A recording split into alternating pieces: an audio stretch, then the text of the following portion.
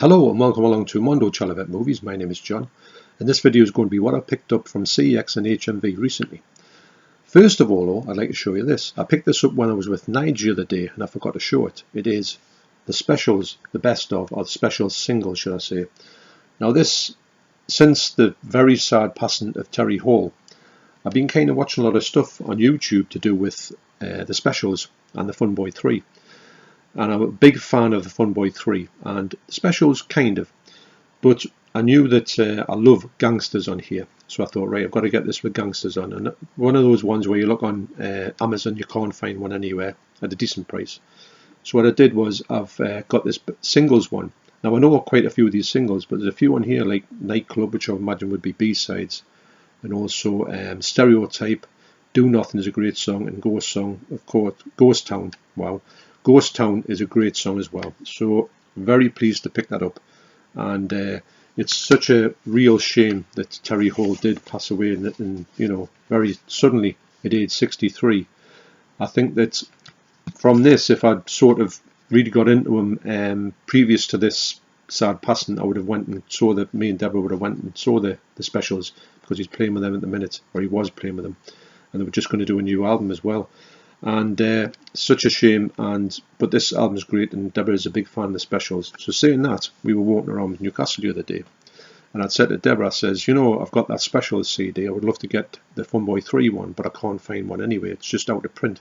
When I was looking for them, there's no album available. And I walked past Select, which is our local record shop in Newcastle, and in the window was an album, the best of Fun Boy 3. So I went and I says, have you got the CD version of that? And he said, yeah, I've got one left. So I picked this up, the very best of the Fun Boy 3. I've got to say there's not too many songs on there, unfortunately, but all the songs on there are absolutely brilliant. Some of my favourite, and I really I used to love these. I bought the singles, I bought the Lunatics Have Taken Over the Asylum, and what else? I got another single of theirs. Deborah got a single of theirs, and my favourite song in here is by far Our Lips Are Sealed, which I always thought was a Go-Go's song, and they sort of ripped it off. Well, actually, Terry Hall and the singer and one of the guitarists out of the Go-Go's wrote it together, and they released both of their versions. So that's the story behind that one. But it's such a shame to be visiting these two in this sad circumstances. So R.I.P. Terry Hall. Next up from CEX, I got The Chronicles of Riddick for £2.50 director's cut. Now this movie here, I checked it out, and the sort of colour palette, this golden palette that is in the first film, Pitch Black, is also in here, which I think is a good way to do this, because that look of Pitch Black was really good, and I'm glad they've carried it on. Now I'm pretty sure there's 3 of these. I have got all 3, I think. I've got the Riddick as well. The Chronicles of Riddick is the second one, I believe. I'm not too clued up on this. Obviously I know Pitch Black is the first one. Pitch Black is the only one I've actually seen. So I've got the longer cut of this one, I've got a longer cut of Riddick, and also I've got the 4K of Pitch Black. So I might ask the Debs if she wants to check this out, because she's quite a fan of Vin Diesel. So that's the Chronicles of Riddick. Next up is one of those titles I've had my eye on for quite a while. It's always been, I think, a ridiculous price, £10, £12. There's no way I was going to pay that for it, because you can get it kind of brand new for the same price. So I keep looking at it, it never goes down. But the other day I looked at it and it was £6. So I picked up Bloody New Year. Now this is a Norman J. Warren movie. It's on Indicator, and obviously when it's on Indicator, you know that you're in for a bit of a treat when it comes to special features and also the movie itself. Now this movie, it does say at the start of this movie, it has print damage and they can't get rid of it. And to be honest, when you look at it, you can see that, I mean, the picture is quite clear, it's very colourful, but you can see this sort of marks, this sort of chemical damage across the movie, and some, not all places, but some places, but it's a bit of a shame. But it is what it is, you can't do anything about it. That's the only negative they've got to hope. That's the only negative that exists. So this movie's from 1987. And when I put it on and I checked it out, there was a couple of clips. Well, the bit I was looking at was from a fairground, and they had all the rides and they had all the, you know, the dodgems and everything. That really reminds me, I love stuff like that, because it reminds me when I used to work at the Spanish City down the road for 2 years in 1984 and 85 and 86, kind of 2.5 seasons. But loved it, and maybe one day I might do a video on talking about that, because that's long gone now. It's vanished. It's now a school, believe it or not, which is a bit of a travesty, It should have always remained the Spanish city, made famous by Dire Straits in their song Tunnel of Love, I believe. And actually, when you go down to Spanish City where it used to be, there's a bench that does have the words to, the lyrics to Tunnel of Love. I think that's what it is. Anyway, like the Spanish City to me. At the Hotel of Horror, you can check out any time, but never leave. That's bloody New Year. Next up is something I never usually pick up, a steelbook. Now the reason it was on the shelf there, it was only £3 and I saw it and it just absolutely leapt out, as you know when you see this one. Never seen this steelbook before. So I thought, yep, I've got to get that one, even though it's a double dip, which I'll go into more in a minute. So for £3 I picked up Devil's Double, The Devil's Double. Now look at this steelbook. It's just incredible. And so, weirdly enough, this steelbook here, although I don't need it, I thought, yeah, I'd like to have that. Because it'll go on the back of this here, which is the Devil's Double, but the lenticular slip. Now, if you can see that, I don't know if you can see if it comes across on this, the camera, but the bullets on here, I mean, this is a very deep steelbook, very deep lenticular, but the bullets on here are literally flying out, and they're just, it's absolutely brilliant. It's one of the best lenticulars I've ever seen. Now, I've got this lenticular off my good friend Michael Hewitt. And I was talking to Michael about it, and he said, yeah, he said he'd never seen one of these. But anyway, it's kind of like an unnecessary double dip, but I thought, no, I like it that much that I thought I wouldn't mind having that. Haven't watched the film yet, but I've checked it out, actually, the quality, and it looks really good. I think it's a crime thriller that's got to do with, something to do with some kind of Saddam Hussein or something like that. I don't really understand why that is. It's set in the Middle East anyway. So it's going to be quite, I imagine it's quite a little bit of a brutal film.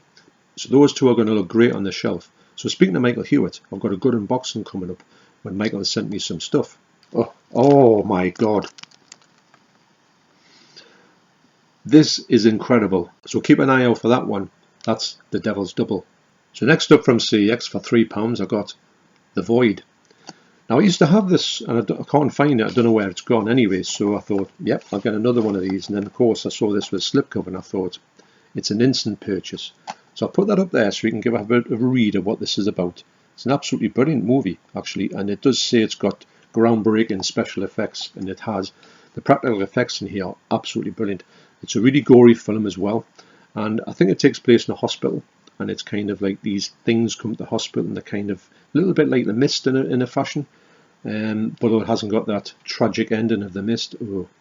Anyway, so this movie, I put it on, and the movie looks great. And actually, the black levels on the OLED really work for it. I think this would make an excellent 4K because of the black levels. Most of this movie is shot completely at night in dark areas, and I think that adds to the actual sort of ambience to this movie. And it's a really good movie, and it's one of those movies that kind of passes everyone by, and if you know about it, you know about it, but it's such a really good underrated horror film with amazing special practical effects, which is what it's all about for me. So highly recommended if you can get your hands on it, especially with this slip. That's The Void. Next up is a 4K, and I've never personally seen the slipcover for it, so for £12 I got The Northman. Unfortunately, as you can see, the sticker on the bottom, when I took it off, there was a lot of residue left, and when I went to clean it, didn't clean it aggressively, it was starting to take the stuff off, so that'll need a little bit of a Sharpie touch up. And it just obviously beggars belief why. I think actually probably what's happened is they've had the previous price code on, and they put it on, and then they took it off. They might have done the damage then, and then they put the one over the top of it. So shame on you, CEX, again. So I watched a few bits of this movie, and it looked absolutely amazing. The picture quality was just next level. So when the bits I clicked on was where it's like a longboat, and there was a camera, and it was in these bushes, and it comes out and then goes onto the river, and then goes into the longboat, and then it goes into his like face, goes around the people and goes like onto his face. And I thought, wow, it's an excellent camera shot. I hope there's more like that in the movie. Don't know anything else about it, but I'm really intrigued about this movie to see what it's all about, because a lot of people do speak very highly of it. Great slip, unfortunately. I mean, come on, CEX. But this is the sort of lottery you take in there. It's a big shame that they don't treat anything with respect in there, but it is what it is. So that's The Northman. And lastly, from HMV, I got on 4K Halloween Ends. Now, I watched this movie straight away when I got it because I had actually stayed away from spoilers for this movie. Don't know how I did, but I did. I haven't heard great things about it, so actually I watched it. So I'll tell you what I think about it. I'll tell you what I think about the plus parts of this movie. And now for the downsides. No, I'm selling it a little bit short. I don't know how to describe this movie, actually, when I'm thinking about it. I put it on and I knew that a lot of people had said bad things about it and said it was just like awful. I've heard lots of bad reports about it. So when I put it on, I thought, right, I'm just going to give it a clean slate. It is what it is, and I'll just go into it and not be judgmental at all with this movie. But when I put it on, and it was good. Actually, I was really enjoying it. The picture quality is stunning. The sound on here, the music that they have on, the song they have at the start was great. And then they have their theme tune, which is brilliant. And for the most part, Jamie Lee Curtis, who usually gets on my nerves in these other Halloween movies, well, the first one especially, the Halloween 2018, she was actually pretty good. She had a character was really, I thought, it moved on. Wasn't this sort of bitter character from the 2018 movie, and she'd resigned herself to thinking, well, it is what it is. Michael's out there. I can spend my life thinking about him, or I can just forget about him. So that's where she's up to. Now, without any spoilers, there's a couple of characters in here which I don't care for at all. And unfortunately, their character arcs are annoying. They annoy me. The other parts of this movie I really enjoy. I enjoy the ending, I enjoy the starting. This whole development of these two characters just gets on my nerves. Now, I think that I'm definitely going to go back and watch the 3 of these again. I'm going to rank them as well sometime. And I rank the whole Halloween movies, but I haven't watched them all yet. There's still 3 I've got to get to. I think it's Halloween Resurrection, Halloween CEX, and Halloween H2O. I have watched half of Halloween 6 and I didn't like it at all. But anyway, I'll go back to that one, finish it off, and get these other ones out and give it a ranking. But wow. Anyway, this movie, I don't know. It's a movie that I can't really explain without merely explaining why I just dislike certain parts of it. And the bits I do like. I thought that the start scene was excellent. It was so funny, even though it was quite tragic. I quite enjoyed it in a way. And what I did was with this, I went back to the special features and I watched all the deleted scenes to say, look, is there stuff in the deleted scenes, if they'd put them in there and took certain bits out, it would have made this movie better. And unfortunately, there's not.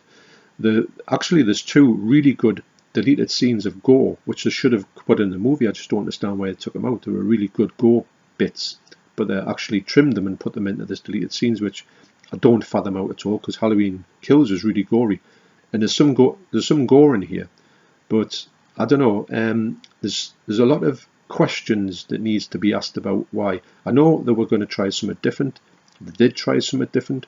That bit of different didn't really work, and they should have shortened that out. They should have truncated it. I do agree that Halloween Kills should have had introduced a certain character in it with, and then you know a little bit about him before he's in this movie. But anyway, wow. So funny enough, it's a movie that do I recommend it? Well, I don't know. I would say get it as cheap as you can if you want to collect them all. I wanted to collect all of these because I do like this trilogy in a fashion. So this movie did try something different, and it did kind of fail, unfortunately, on a certain part of it. And yeah, it does take this movie down in the rankings you would put in Halloween. If they hadn't put so much of that in, if they went back to the Halloween 78 like they did in Halloween Kills and brought that in, I think this movie would have been quite good. There's a lot of pluses in this movie, but unfortunately the minus in the movie kind of takes over the movie and destroys it in a fashion. But it is what it is. Is it finished? I don't know. There's going to be something. Halloween cannot end now. Something else is going to come out eventually down the road in some shape or fashion. But anyway, so also as well, I've got this some of these videos that I shot with John Hall. I'm busy cutting them up in a minute. No. Come in. Now they were quite long, so what I've done is I've cut them into smaller bite-sized pieces. And John has asked me, we didn't have time to talk about the movies afterwards, so what I'm going to do is I'm going to play the bits when he gives us the stuff, and then I'm going to come back on the end of the video and I'm going to rank what I think of the picture quality, because John Hall would like to see us talk about the picture quality of these movies, and I've checked them all out. Brilliant stuff. You won't believe what he brought over. So also stick around for Michael Hewitt's unboxing, so keep an eye out for all that stuff coming up. So Michael goes out on a high. Questionable. Okay, so thanks for watching, you take care, and I will see you on the next video. Cheers.